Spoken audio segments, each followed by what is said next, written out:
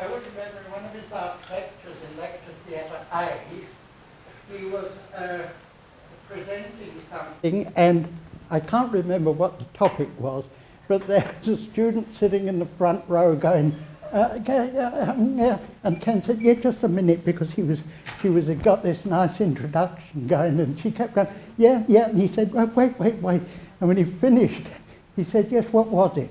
She said, is there a handout?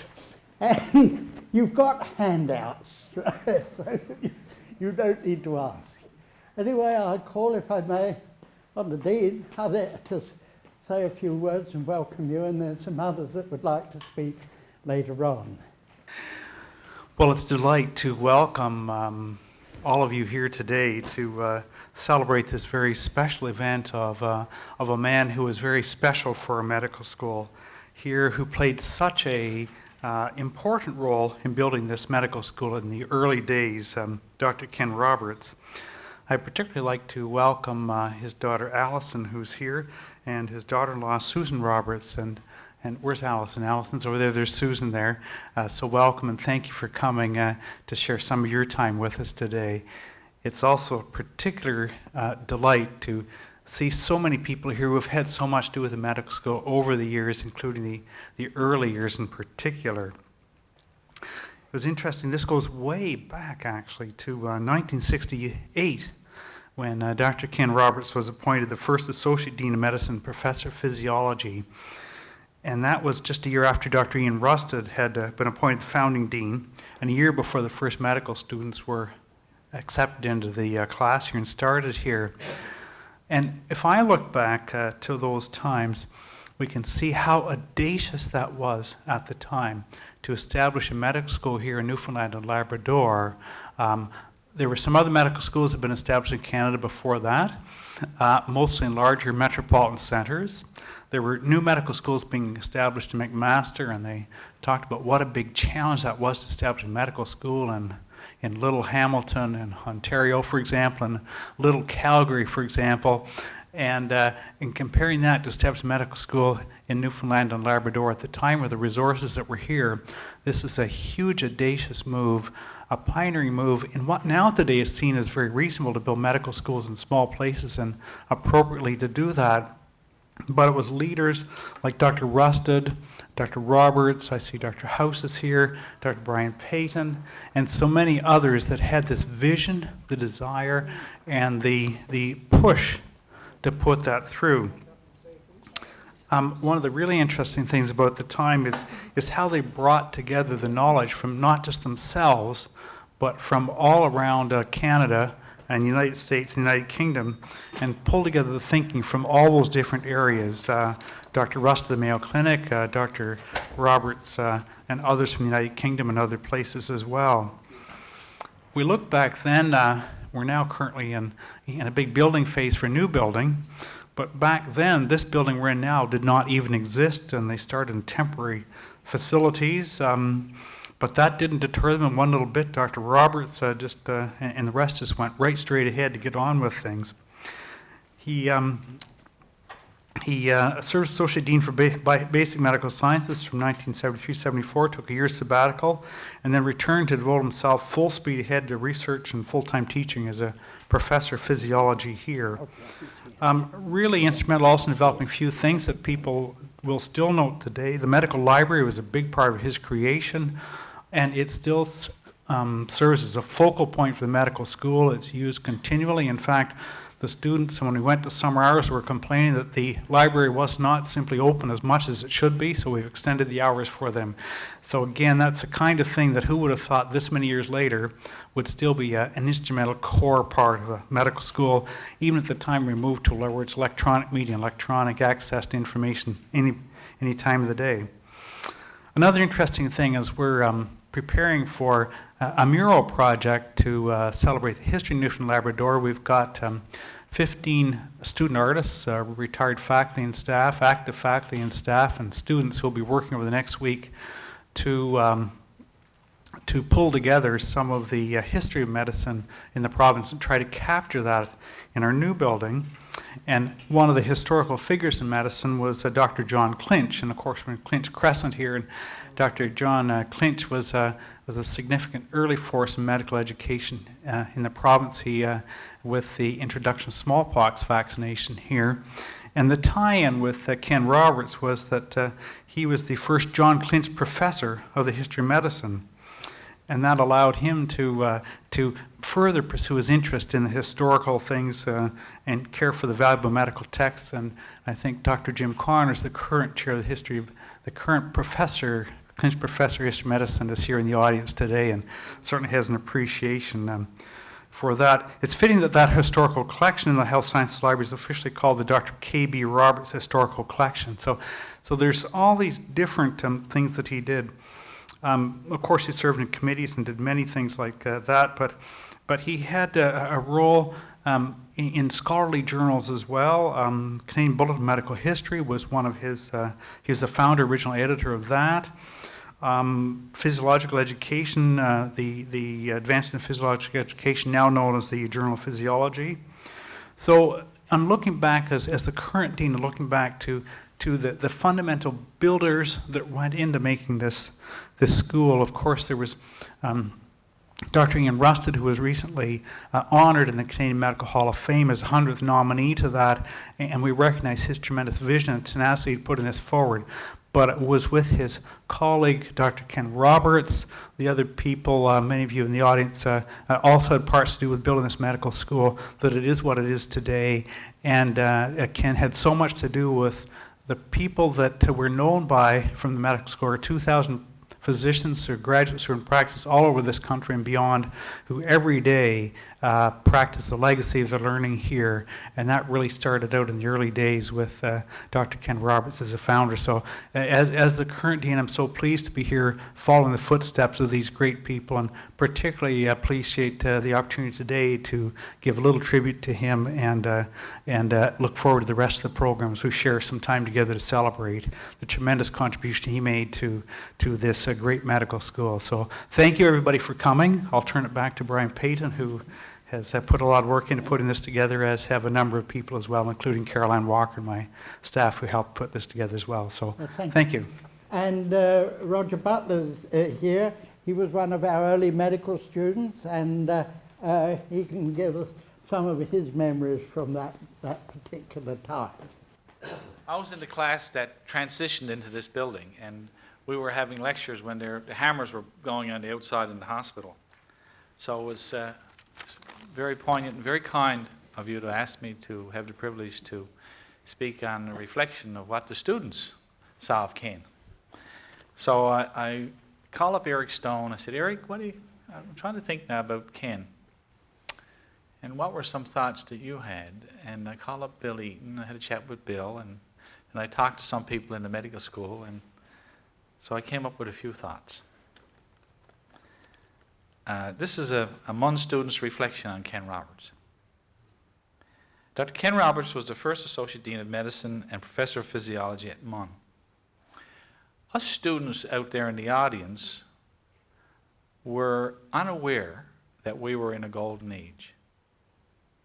The medical school had three groups: the British invasion, the American invasion, and the Canadian invasion.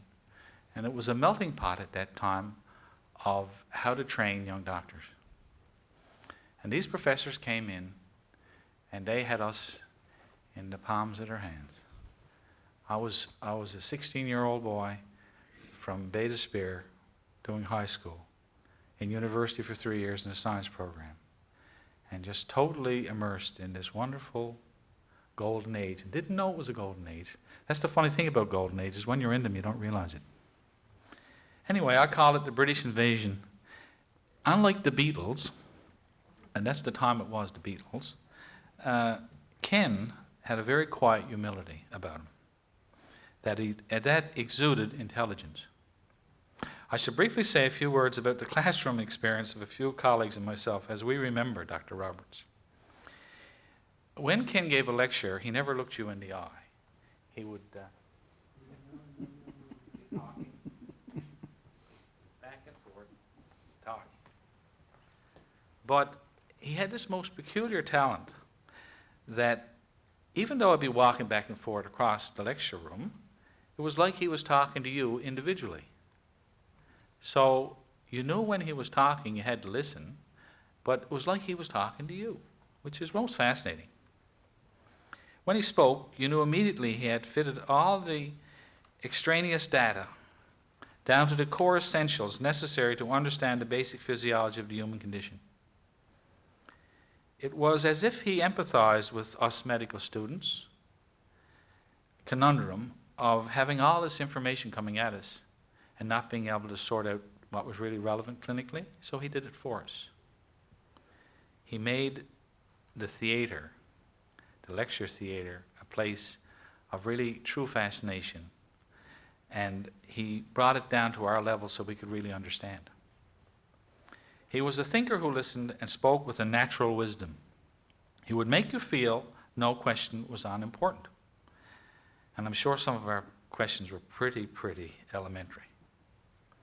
He was what I would call a natural leader, one whom you knew after a very short time really understood his field and could explain physiological principles with a childlike simplicity that only the greatest scholars possess. I spoke with Cliff George about Ken, and Cliff made a couple of interesting observations about Ken. One was that the relationship that Ken had with Dr. Payton was one not only of a colleague, but like two brothers.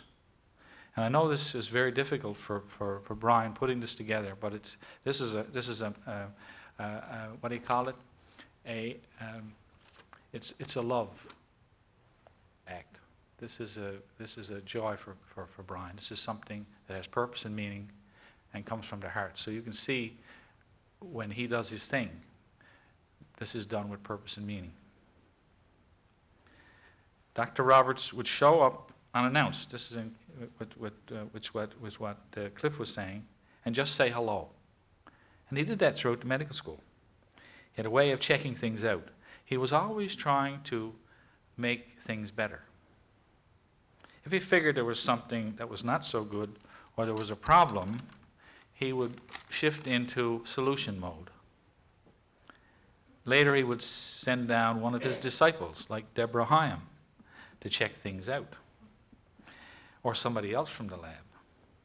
It was a small school, but it was a very homey school. It was a school that everybody cared about the product. And if it wasn't working efficiently, we had to know and we had to fix it.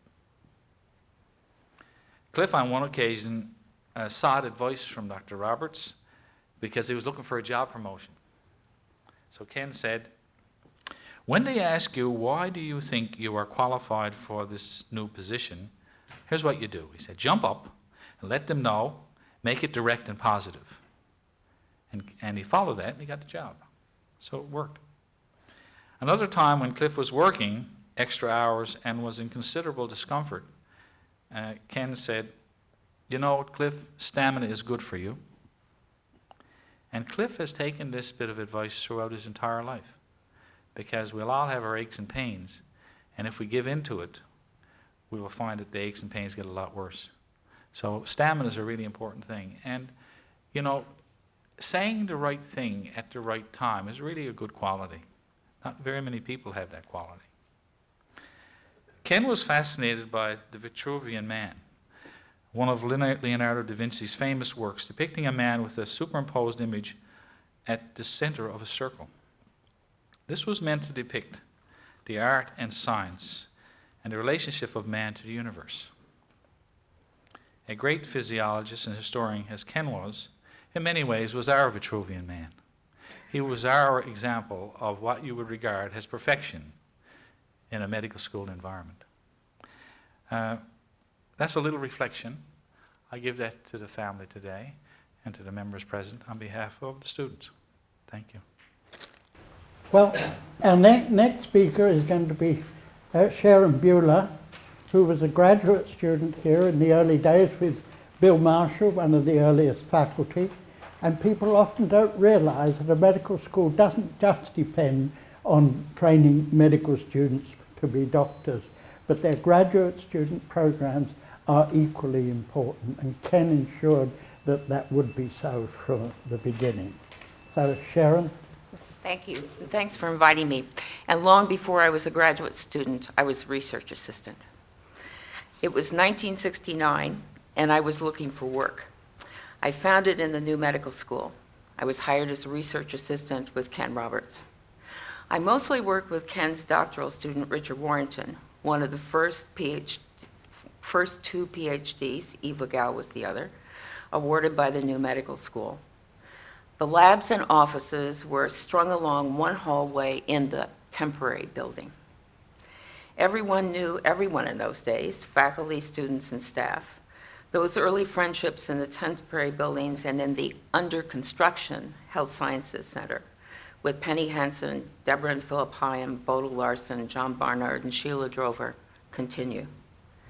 I, as a newly arrived American, was introduced over the next several years through Ken to that group of physicians and staff born and mostly trained in the UK, whose education was so much broader than medicine, literature, music, art, history, geography, and apologizing in advance for any oversights. John Martin, Tommy Tomlinson, Brian Payton, Bill Price Phillips, Bill Marshall, Keith Hodgkin, Jim Berriman. I learned much besides science and lab technique from this early cohort of medical faculty. A number of them ended up in what was called the Old Men's Club, a group of physicians in which Ken was prominent, Gown and Town, that included David Parsons, Harry Roberts, Nigel Rusted, just to name a few, who wrote about and discussed medical history. Eventually, they were invaded by a few women. I think I got invited because I'd done graduate studies in history and philosophy of science. It was a great group. I still have a number of the art gallery postcards that Ken sent so frequently to Dick and me on special occasions, all in his distinctive handwriting. And I will forever have a mental picture of Ken, elbows on the table, head bowed, in his hands, a characteristic pose as he was considering a presentation, but terribly off-putting if you were the speaker. My personal legacy from Ken are appreciations. Among them, the usefulness of always having a pad of paper alongside for meeting notes, the enjoyment of sharing good curries, working in gardens, and the introduction to single malt whiskey, no water, no ice, sampling the wonderful whiskeys brought or given by his daughter Allison. My undergraduate education was in a small liberal arts college in the middle of Illinois. I was so very fortunate to have that breadth of perspective continued in my work and friendship with Ken. Thanks. I knew I would get things wrong this afternoon. And first of all, some of you must have noticed that according to this, Ken died on the 17th of December 2013. And all I can say to that is he's with us in spirit, if nothing else.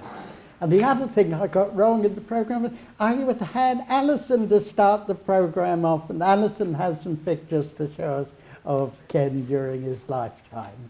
This was a slideshow that we had at Ken's memorial in January. And so some of the things I'm going to say don't necessarily tie in with the slideshow, but I thought you'd like to see it anyway, and to see pictures of Ken's life. And we're going to go way back, before 1968, before the medical school, to consider his life in the round, so to speak. So as you see there, Ken was born in London, 1923. He was the second son of very loving parents, William and Arabella. You see there, she was always called Queenie. His elder brother, Jack, was named after, just to make a link for Newfoundland, he was named after his uncle, Jack, who was killed at, Jack, you can see there, is the one behind Little Ken. He was killed at Beaumont Hamel, where many Newfoundlanders lost their lives or were wounded. His mother died, we've jumped there to my parents' wedding, but his mother died when Ken was a very young child. And he was 8 years old. And it must have been a very difficult period for him to manage. But his stepmother, when she came a couple of years later, brought other family ties, which was a wonderful thing for him, including a cousin. I'm going to be very much slower than these slides. A cousin called John Ryder, who was very influential in his life in terms of literature, particularly poetry, and in terms of his commitment to socialism. Both of these were lifelong passions, as many of you will know. His schooling was interrupted because of the war and was finished in evacuation to a place called Petersfield, which is in the Downs. A very formative period for Ken because he was a city boy being introduced to the country, but also because they took their teachers with them from his high school. And it seemed to me, that, from his stories, that the teaching was more relaxed than it had been in school, and it was very much hands-on and field work and so on. So perhaps these were kernels of his interest in teaching in his life. The war also intensified his commitment to pacifism. He was a lifelong pacifist and a conscientious objector. He was lucky in a sense. He didn't have to defend his conscious status because he was becoming a medical student, and medical students were a priority for Britain on its knees. His pacifism meant that he attended Quaker summer school, where there was one Ruth Mary Catchpole May, my mother, and they met at, fittingly, met at this peace school and spent many happy years together.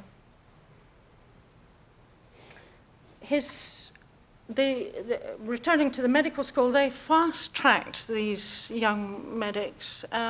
Their training and early work was uninterrupted by the war, but they did their training within a foreshortened period. And they met with incredible results of the war, having to deal with, in Ken's case, one of his first posts was in Plymouth, dealing with the wounded coming back from the D-Day landings and working on the triage there, so it's a real baptism by fire. One of the other of his friends was flown in to the concentration camps when they were liberated. So these young students met conditions that students now in more fortunate areas wouldn't recognize. At the end of the war, Ken and May married. We're now up to his 80th birthday on the slides, but we're still in 1945. Ken and May married and settled in London, where there they are at age 80, both of them, where their first son, Daniel, was born. In 1948-9, they relocated to Oxford, where Ken worked with Florey, Watson, Crick, names that are resonant even today in medicine, and gained his DPhil there. We then relocated to Baghdad, where Ken had his first professorship, and I can't now think, well, he was possibly 33, his first professorship there. He had very colourful memories of the period there, and so did we all, including trips out into the desert. And I remember once our car was commandeered for a Kurdish wedding, much to Ken's delight, having to drive the Kurdish women. Of course, my brothers were evicted from the car because of the women being driven in the car. The Suez Crisis saw us returning to Britain because they felt that they couldn't have 4 young children in Suez. And he went to Edinburgh as a lecturer in the physiology department. I think this must have been a time of great energy in Edinburgh and recruitment of young, energetic academics, because he made lifelong friendships, and the interesting thing is not just in medicine but across the board. So I can recall people who were in economic history and biology and sociology and so on, who came together as this sort of force of learning and so on. After Edinburgh, he went down to London to work in the medical school there, and a number of people like Deborah Heim, who's already been mentioned, Deborah and Phil, were recruited to the medical school there. He also, at this time, obviously reconnected with his London family and friends, as it was where he'd grown up. Like all our family homes, this one was very open, and people came and went with great joy. So, during the time, too, May established her antiquarian bookshop in London, and this was where the two of them both became very interested in antiquarian books. The specialisms there were children's books, Middle East, and of course medicine, and Ken's interest was in the medical historical material. And he began then to amass a library of historical medical texts, and his interest in the history of medicine was born at that stage. I think, Dean Rourke, that it was in 1967 that Ken accepted the position of Associate Dean, because I think he had a number of occasions across the Atlantic during 67. Anyway, I heard about it in 67 when we were on a holiday in Ireland, and I wasn't terribly sure about whether I wanted to travel to Newfoundland from London. But anyway, we set sail in August the following year. Literally set sail because we came across by boat and arrived in Quebec and drove through those wonderful eastern provinces to get to Newfoundland. And he and we settled into our new lives, learning about the Newfoundland way of life, bringing our Edinburgh-London past with us. It was a period of great excitement, and this has been alluded to already. And trepidation too, and I guess I can only speak for myself, but I guess Ken shared that dual excitement and trepidation, and perhaps that gives the energy that creates these wonderful memories that people have and have expressed. And you know now, and we'll hear more about the time here, he finally retired in 88, having changed the focus of his works to his passion for history of medicine already. And he kept the work up after retirement, and with Tommy Tomlinson produced that seminal text, The Fabric of the Body. I had a colleague in Edinburgh who, when I said that my father had been involved in that, he said, "I have to sit down, this is an amazing story." So it obviously has a cachet and a place in that archive of medical illustration. He moved to Nova Scotia, as many of you will know, and enjoyed a different life there, gardening, welcoming friends in his what had been a small holding, and happily was there until 2005 when he returned to the UK. Of course, my brother Peter's death in 2003 was a dreadful blow to both my parents, not long after this picture here was taken. And I think that Ken sought refuge in the UK with near to my brother Daniel and near to me, feeling very alone, having lost Peter. It doesn't end there, though, because in 2005, Ken, Charlie, and I made it one last trip to Newfoundland and Nova Scotia, and we had a brilliant time. We called that the chowder tour, because Ken, for some reason, almost invariably every day had a bowl of chowder for lunch. But we enjoyed then meeting up with so many family and friends, and it was a wonderful trip. Just to finish, to echo what has already been implied, was Ken embraced life in all its aspects. From listening to music, to making chutney, reading the latest novels and discussing current news.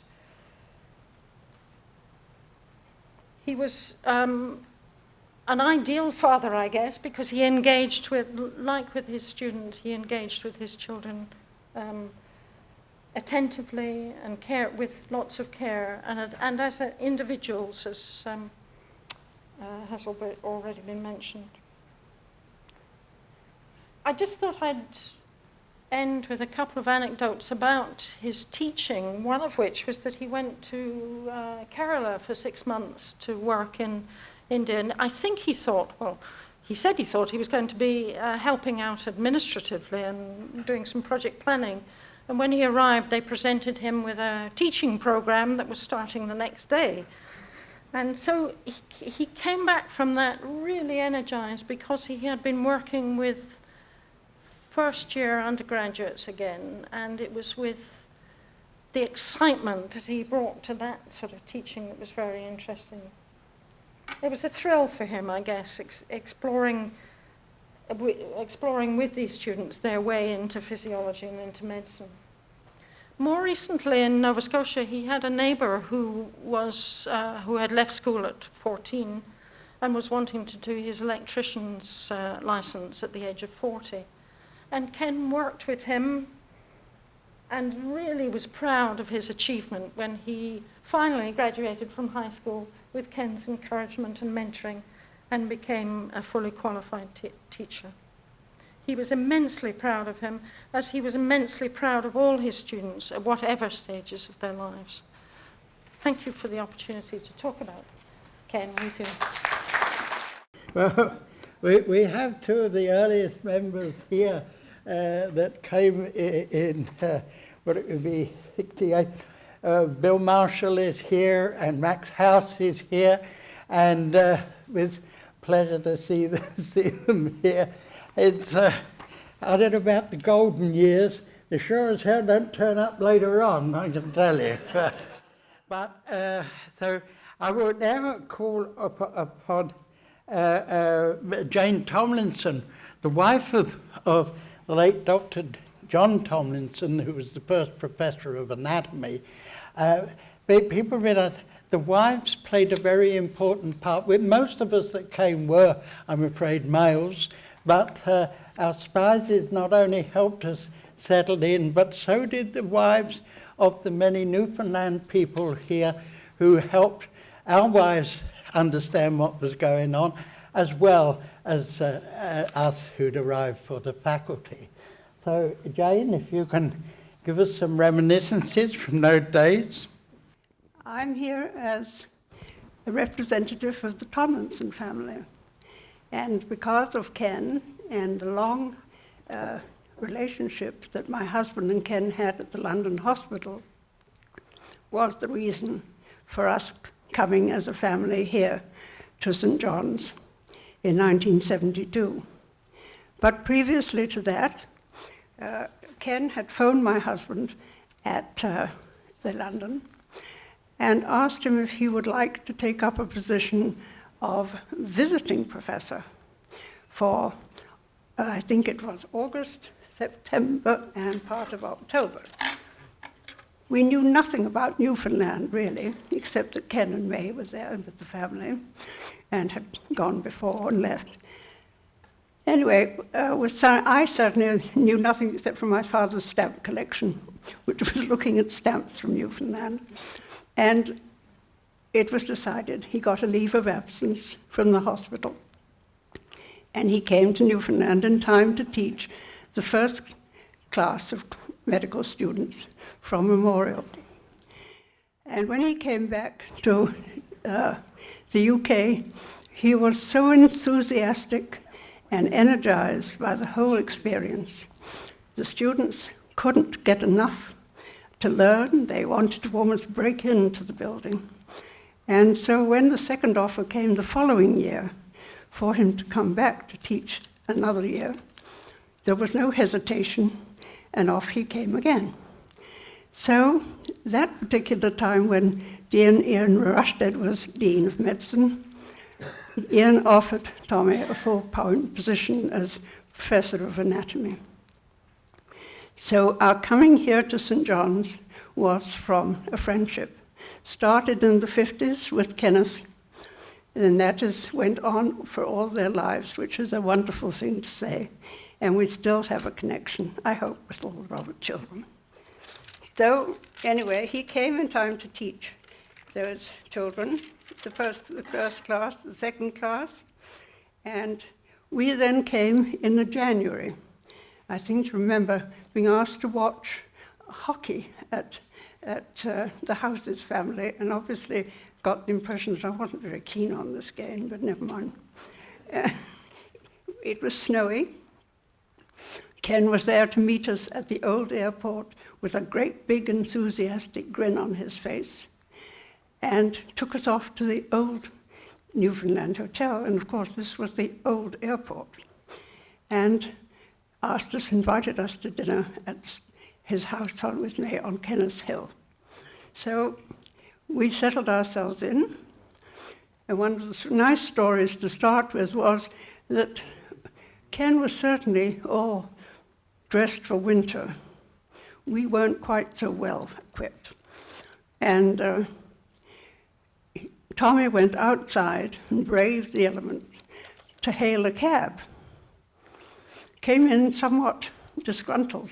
They won't bloody well stop. So we had to phone Kenneth up, who then said, "You need to phone a cab company." And this was the beginning of many, many helpful hints that we got about living in our new home. And he was chuckling down the phone in the only way that Ken could chuckle. And so that was a memorable time, but for me, I think, to help me make up my mind about coming to Newfoundland, was when Ken picked me up one morning from the Newfoundland Hotel and took me to what has been referred to as the old temporary buildings, which he termed as the medical school, the new medical school, which I saw a long, low, prefabricated building. And in we went, and his enthusiasm and his joy and for everything there was so infectious, and also made me understand why Tommy had got caught up in this and was considering coming to Newfoundland. So that trip was a kind of having offered the job, and now my having visited and seen where all this new activity was going on, we went home to make these big decisions about coming across and starting a new life in Canada, or Newfoundland. So, part of Canada. And that decision was eventually made, and we emigrated and we came. We didn't have to come by boat then in 1972, we flew. But Tommy came first. He always managed to do that to me. I don't quite know how. And I then followed with the 5 children, 10 pieces of baggage, and the dog. And so that was all together the beginning of a long, and the collaboration they had at the London then started to continue again after we made our home here. I have so many stories to tell about times of the Roberts, but I hear Tommy's voice. Keep it short and to the point. And I must say, thinking of Ken, it was so difficult not to talk about my husband and Tommy because the two were so intertwined here. And it was Tommy this and Ken that. And then from Ryde, my children named the 3 of them the 3 Musketeers. I don't quite know how the Musketeers, but after work stopped, a car door would bang, and 3 people would come, and out would come the Scotch, and the day happenings would be talked about, and then they would go home happily together. And it was very much part of a pattern that used to take place. Anyway, but as I said, keep it short and to the point. I keep hearing this voice. On Ken's last visit to St. John's, Alison and Charlie came to visit us.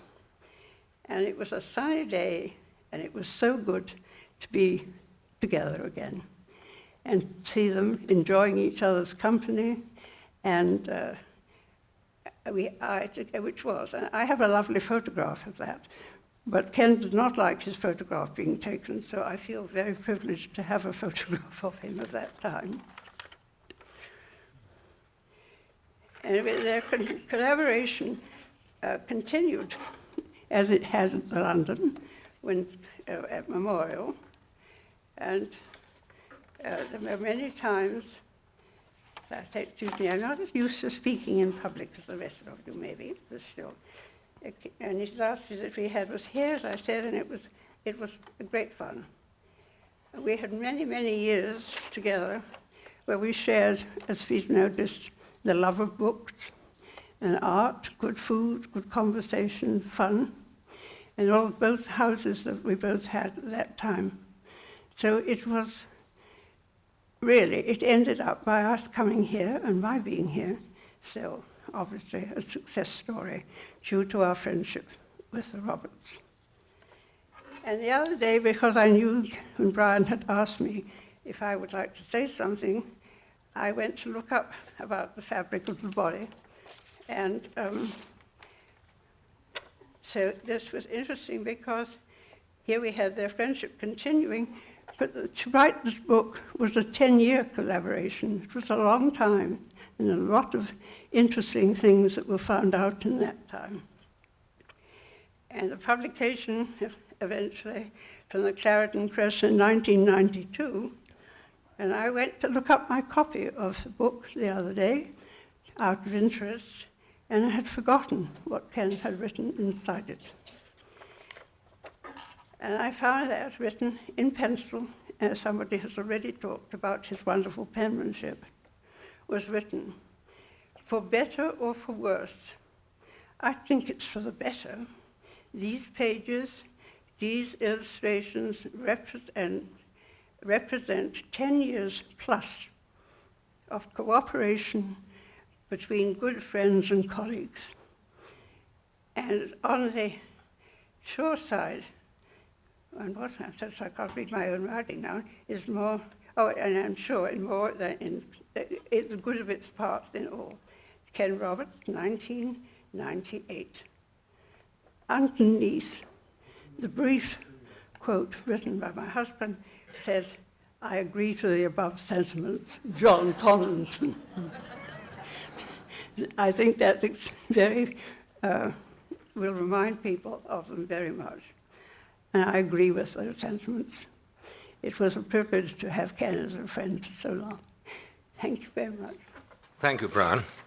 And thank you also for being a leader in putting together this very appropriate commemoration of Ken Roberts. Others know better than I how Ian Rusted, as founding dean, identified and managed to recruit Ken Roberts to senior positions, Ian Rusted's second in command, basically, as the first associate dean and professor of physiology in this fledgling medical school. But it was one of his best ever decisions. Ken brought his experience of English medicine and physiology and more to this rocky ground, yet the seeds of learning that he disseminated took root and flourished. The attitudes that he displayed and unconsciously taught did not just impress them, but were inscribed within the minds of all the students who sat at his feet.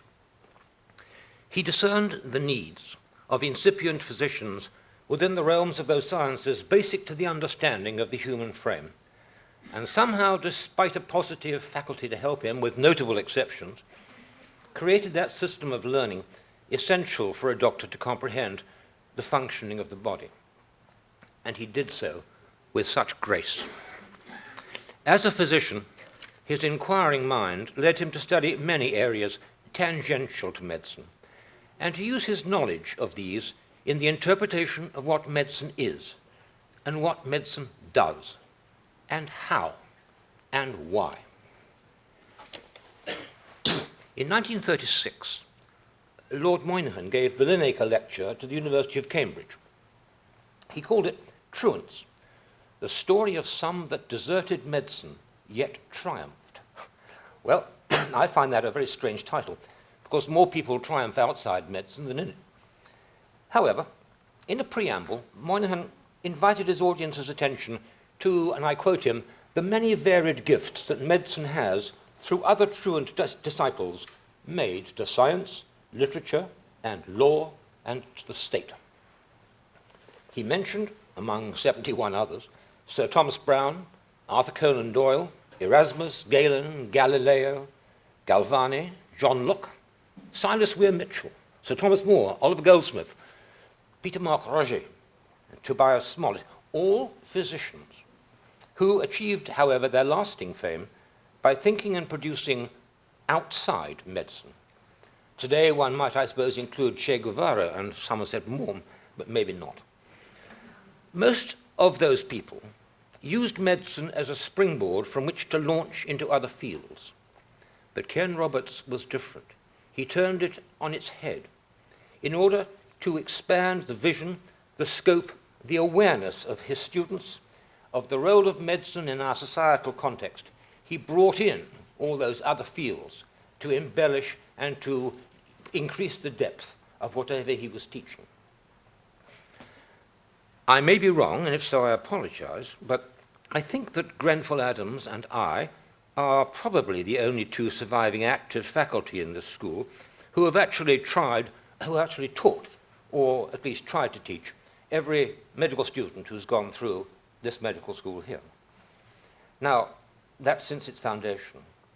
I'm sure that Grenfell recalls, as would any other faculty member who I've missed out, and again my apologies, he recalls the breadth of learning that Ken Roberts brought to us back in the 70s and 80s, leavening the loaf of bread of data baked into our students by sharing his perceptions of their meaning. Ken Roberts put every fact that he communicated into the context of the human condition, whether it was at a level atomic or molecular, cellular, organic, corporeal, or social. He drew upon his extensive knowledge of art and literature and society, and of people and groups and societies in history, to show his students and remind his peers how it is that medicine is a social art based upon science, but dedicated to relief within the context of a specific society. His landmark book, The Fabric of the Body, written with the equally memorable John Tomlinson, his bearing and his easy access all delineated the scholar and the humanist. And I have great fellow feeling with him and with John Tomlinson, because all three of us absolutely hate Oxford University Press. Today, it would be hard to find such a well-rounded person who could create the intellectual underpinnings of a medical school. And I don't know how Ian Rusted did it, but we rejoice that he did. It was truly a glory to Newfoundland and to Canada that such an one consented to come, to communicate, and to leave indelibly the stamp of the scholar upon this faculty of medicine. We miss his presence, we mourn his death, but are thankful not just for the knowledge, but also for the understanding that he gave to us unforgettably. Thank you. Now I know who the next person should be, and it's me. Oh, well, I had to do it off the top of my head then, I'm afraid. I wanted to start by pointing out what has already been said, actually, that, no, that's not, in how involved he was in so many different things, right? And on the Planning and Development Committee, where he served for a long time, I don't know if I'd just point out one thing in terms of the hospital design. I don't know if you've noted these doors in the auditorium are a bit wider than many of the other doors you will find in the Health Sciences Centre. And there's a reason for that. Why? Ken, who came from a big UK background, wanted them in there because you could bring a bed with a patient in to demonstrate from. This was a common practice in the UK and still is in some of the schools. And so I'm sorry to say, I've never seen that happen yet. I come fairly regularly to things, but I have seen one or two physicians who do bring patients in. And there was a new course in physiology that was planned for the very first year, some years ago, and we did manage, by Ken and others, and we did manage there to have, during that time, clinicians of various sorts to come in and show how important the history and the physical science and so on were in determining what might be determining what the underlying pathophysiology was. But it's not very common that this happens now. Okay, so I will have to turn now to the history of medicine, his role in the history of medicine. He ran from 1986 through to his retirement, a very good, popular series of lectures that held at lunchtimes. I think it was on Wednesdays. And that ran for many years. And when he retired, all the various posters and announcements of those lectures were all collected together, and the university produced this sort of paperback-bound version of it. And in fact, we used this version, to help raise money for a scholarship award in Ken's particular name. I have a copy. You look at it, any of you want can see it downstairs. And the other thing that was done was there's a special bound copy prepared for him in black sealskin leather with other leather inlays. It's the same as the other one. The only difference is that it's got in the beginning some end papers which include particular illustrations by Louis Boilly, a famous French caricaturist. Right, I'm talking about these end papers which you can come and look. And Boilly had these two wonderful caricatures of old doctors and young doctors. I've only got the pictures here of the old doctors, and there they are. This was in 1760 by Boilly, and it's called Consultation of Doctors. Well, these are the old guys, and here are some more of the old guys. You may recognize Dean Cox there at the back with his ear trumpet, Bill Marshall, who's here today. Bob Mowbray was the Associate Dean for Community Medicine, as it was known, and down here on the right is Tommy Tomlinson. And then there's this old guy on the left who probably will recognize. Well, those have been my thoughts on Ken's efforts here. And I will just end with one thing. In here at the end, there is a poem that I had written for Ken. It's called The Leech's Tale. Some of you may know that in medieval times in European countries, physicians were often known as leeches, right? And books on medicine were called leech books, and recipes were leechdoms. It's got nothing to do with blood-sucking worms. It was a separate etymological derivation. Anyway, the poem that I wrote parodies a 14th century poet who you may recognize from The Leech's Tale. And it is very similar to what you've already got in your handouts about Ken's career. And it goes like this. I have to read it, otherwise I wouldn't know. Born he was, midst clinks and stews, Southwark still is, stinks and booze. At Manuel's feet he learned fast of Posey and Pythagoras. So ere the bridge with cap in hand came Bankside boy to Northern land, not Charing Cross nor Smithfield Grand, but sought he some schooling in the Strand. A gaudly place he had his fill, and then set off for Denmark ill. The war did rage and bombers fell, to be a leech he learned well. No pearly king, but yet a conch on his career to Eel he launched.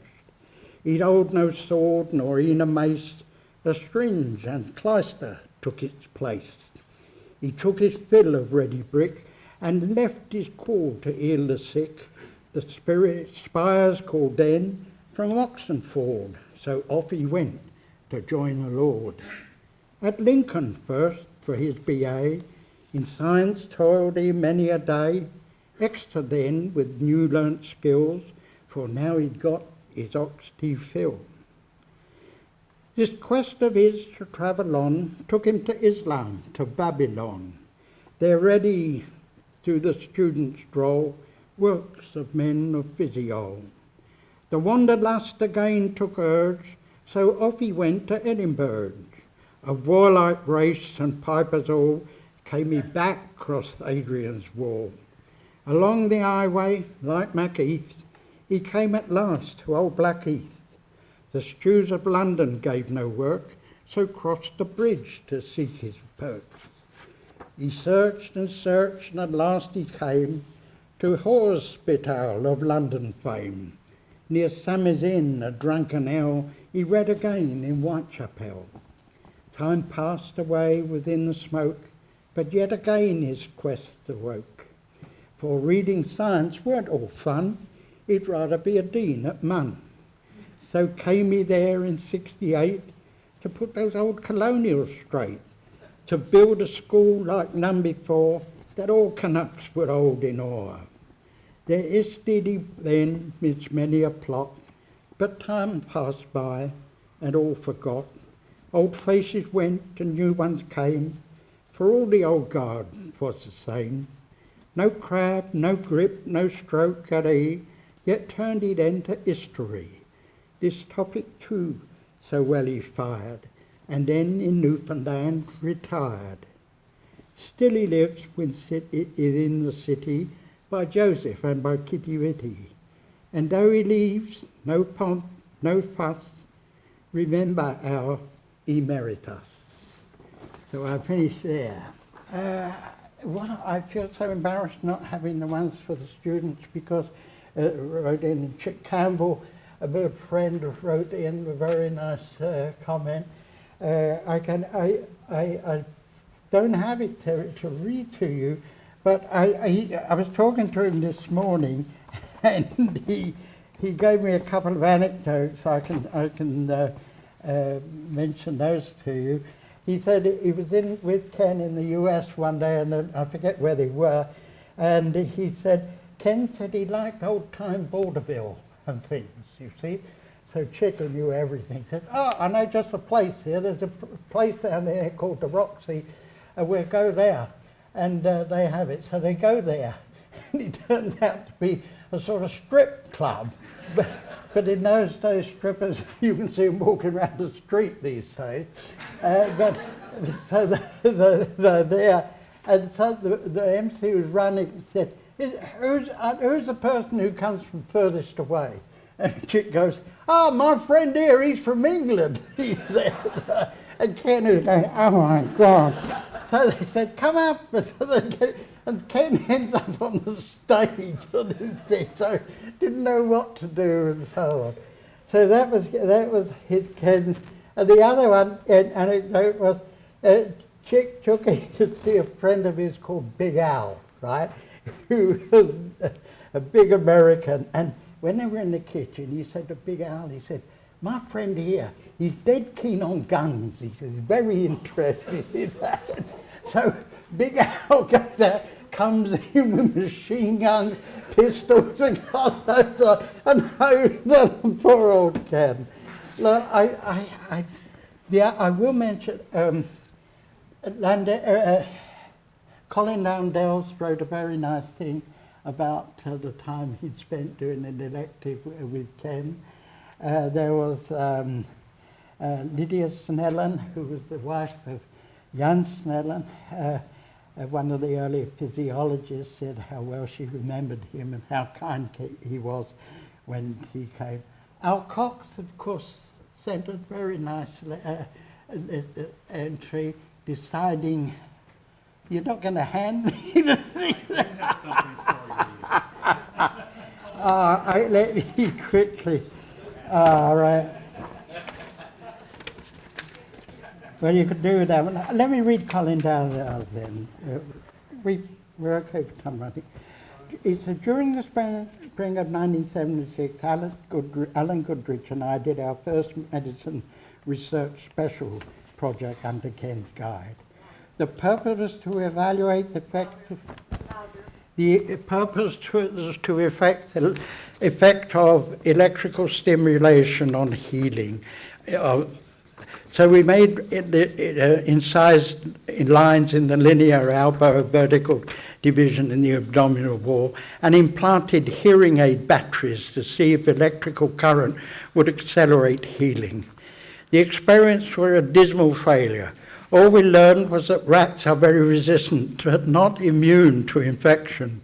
We saw every type of infection and inflammation reaction you can imagine, which was very educational for a future surgeon. I also had an entry from Ranjit Chandra, who said, I first met Ken Roberts in 1973 when I visited Man to discuss the possibility of a faculty position there. The 3 days spent there was sunny, and Ken took me to see some icebergs in Middle Cove. And he goes on to say what a hind time. Robin Burnell was with the provincial government and one of the big team that were in the coordinating and development committee. And he wrote to say he served with Ken on the health sciences plan and so on. And he said, a comment by a committee member alerted Ken to point out that requirements for males and females are not always the same. They were discussing patient bathrooms. And Charlie Henderson sent in, called me up and said he remembered Ken with very fond memories, as did Cliff George, we've heard for. But I must have that one from Al and Peg Cox, and that is important for me to find. Right.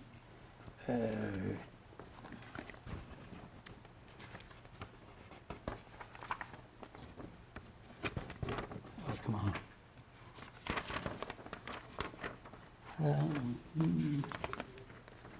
What did I do?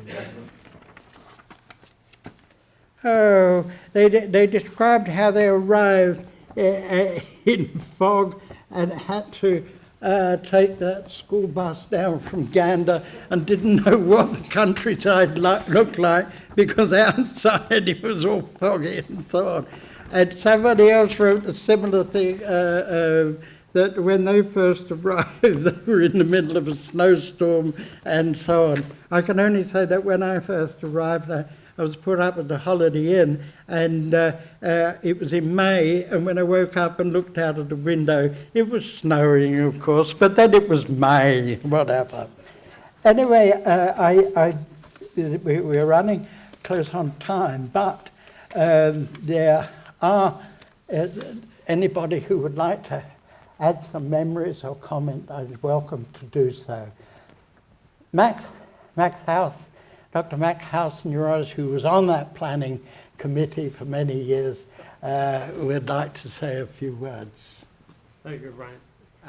I have nothing prepared. First, I'd like to thank Brian for taking the initiative in getting this group together. And I'm telling you, if it wasn't for Brian's effort, this would not have happened.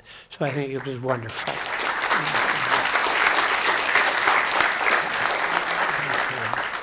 Second, I've been around, I guess, from the very beginning. Before there was a medical school, there was a division of continuing and postgraduate education. Bill Marshall was the director of postgraduate, and I was the director of continuing medical education. And this was in 1966, 67. And we were in a little office. Anyway, I knew of Ian's thoughts about the three groups of people and this wonderful international medical school. And I did have some concerns, and I think they were fully justified. as time went on. But on the other hand, when Ken Roberts came, when I first met him, I said, oh my God, I think we are going to do it. And he had such an impact on the development of the early years that it's hard to express it. When I think about the number of hours and the small group of people, planning and development committees, curriculum committees, Ken was always there, and he didn't talk a lot sometimes, but he seemed to exude, maybe infected us to be reasonable on occasions. And there were differences of opinions as to where we should go. I don't think there's no secret that any organization such as this medical school could not be developed without, it wasn't all fun, and there were disagreements and so forth. But I think Ken always kept it at a level which meant that we would at least respect each other. And I think I learned an awful lot, not only from the planning and development side of this whole organization. As I mentioned, the curriculum committee, at that time, there were about 10 of us that seemed to do everything. And Ken will always, in my mind, be like one of the very key people that made this whole idea turn out to be the success that it has been. So I haven't prepared any speech or anything, but I do want to say that it was a great pleasure to know Ken Roberts. And I'm sure that there were a good many hundreds of people who would write a page or two, and it would be all positive. Right, thank you very much. I do have some closing words, and they're from Ken, actually. When Al Cox retired, Ken and I put together a small festschrift. Ken wrote a poem in blank verse. I'm not great on blank verse, but anyway, what he said about Ken's retirement, he entitled his poem 40 Lines Written on Departure. And I just want to read you the last 7 lines of this 40 thing, because they apply as much to Ken as they did to Al Cox, right? And so we'll let Ken have the last word this afternoon. He says, he journeyed east to read new books, to think what he's done and what he should do now. For the time being, a leaden silence, only for us in this island, the familiar sound stilled. One thing's certain, we'll rail at the new programs.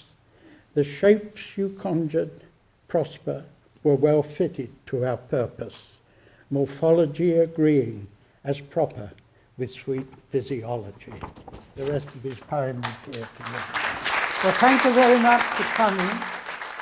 Well, as you would have noticed, there was a slight hiccup during the proceedings where the Dean appeared to have stolen my notes, and I was frantic trying to find them. I could roughly remember what I was going to say, but what happened, unfortunately, was in the confusion for me, when I did get my notes back, because he found them halfway through what I was saying, I forgot that I didn't read out the messages that had come in from outside, and so I apologize to those people, and here we are making it, and well, the good fellows in HISIMS are going to fit it in somehow. Anyway, the first submission I would point out to you was one from Albert and Margaret Cox. Of course, Al Cox was first chairman of medicine here, and then he became the dean after Ian Rusted moved out of the office.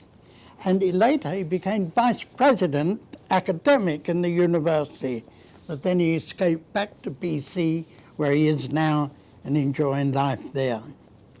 And and Margaret write, Alan Peg Cox well remember their first trip to St. John's in March 1969, flying from British Columbia and landing in Gander because Torbay Airport was socked in with fog. We travelled the 200 miles down in a yellow school bus, unable to view the scenery because of the weather. Everything brightened up when we arrived in Torbay, where Ken was waiting in his Morris Minor to welcome us and warmly as a summer day and to take us to his home in Elizabeth Avenue. He and May and their family entertained us to supper and then escorted us to a performance by Les Grands Ballets Canadiens at the Arts and Culture Centre. What had begun as a chilly, foggy March day was transformed by the warmth and cheer of Ken and his family, a foretaste of the continued positive response of the Memorial University's developing medical school community. Thank you, Ken. Well, a number of us have travelled down from Gander on that school bus, and that's an adventure of its own sort. Next person who wrote in a rather nice thing was Chick Campbell. Anybody at the time would remember Chick Campbell. He was the project manager for the team in the development and building, etc., of the Health Sciences Centre. He was also a lecturer on hospital management. He was an incredible man. He had the capability of being able to relate to so many people from different fields. Politicians from the provincial government, high-ranking university academics, faculty, students, construction people, and architects, and all those sorts. He had a remarkable capability from that point of view. And Chick writes, Ken and I were the most unlikely friends. We came from two different worlds, had opposite personalities, and were politically disconnected. Chick was a United States citizen. But nevertheless, great friends we became and stayed until he died. Opposites attract, they say, and no better example of an odd couple ever existed. We argued over planning and design, and I believe we were both the better for it. And perhaps it helped the Health Sciences Centre. Ken was my best man at my wedding with Shirley, and I'd be so pressed to find a better best man. He changed my life in many, many ways, but I think the most important was to instill in me a desire to learn more about everything. I loved Ken, and I'm sure he felt the same. I have met mixed with many winners in my life, and Ken would be the top of the list. I miss him, and I love him. So that was a nice one from Chick Campbell. Then one of the ex-students from the class of 79, Colin Landells, he's an orthopedic surgeon out in BC at the moment. In fact, his father was an orthopedic surgeon here in the past. And he writes as follows. I regret that I cannot attend a memorial service for Dr. Ken Roberts on June the 20th. Ken had a profound and lasting impact upon my medical education, for which I remain forever grateful. During the spring of 1976, Alan Goodrich and I did our first year medicine research special project under Ken's guidance. The purpose was to evaluate the effect of electrical stimulation upon wound healing in rats in the linea alba. Essentially, we operated upon 52 rats, incising their linea alba, the vertical division in the abdominal wall, and implanting hearing aid batteries to see if the electrical current would accelerate healing compared to controls. The experiment was a dismal failure. All we learned was that rats are very resistant but not immune to infection. We saw every type of infection and inflammatory reaction you can imagine, which was very educational for a future surgeon. Besides this, I learned two more things. I liked doing surgery. Two, Alan didn't. Throughout our experience, Ken was amazing. Always the optimist, the more our project was accelerating towards ultimate failure, the more Ken emphasized the positive. Ken was able to squeeze teaching moments out of every rat infection, and he taught us that research has rewards no matter what the outcome. I shall never forget the lessons I learned from Ken and throughout my days at Med. I still carry those lessons with me every day in clinical practice. To all Ken's friends and family, I say that I also owe him a great deal as one of the best teachers I have known. My classmate, Paul Mullum, did a great impersonation of Ken at our inaugural annual skit night, Acta Pathologica, in 1976. Essentially, he portrayed Ken teaching practically the entire curriculum single-handedly. Ken was a huge influence upon our basic science curriculum. I have another letter or email that came in from Ranjit Kumar Chandra. He was the husband of Shakti Chandra, the anatomist who still works here and is a very popular anatomy teacher. Ranjit writes, Dr. Kenneth Roberts, an academic and human guru. I first met Dr. Ken Roberts in June 1973 when I visited MUN to discuss the possibility of a faculty position there. The 3 days spent there were sunny, and Ken took me to see some icebergs in the Middle Cove and at Bay Balls. In association with Dean Rusty, Dr. Marshall, Alcox and Bert Davis, Dr. Roberts offered me a position as a visiting professor in pediatric research, subsequently given in writing by Lord Taylor. On the 28th of February 1974, I landed in Gander in a fierce snowstorm and delayed the connection to St. John's by 7 hours. It made me wonder whether the weather in St. John's should make me think again about my decision. In the time I served in St. John's, 1974 to 2002, I had a close relationship with Dr. Ken Roberts, academically and socially.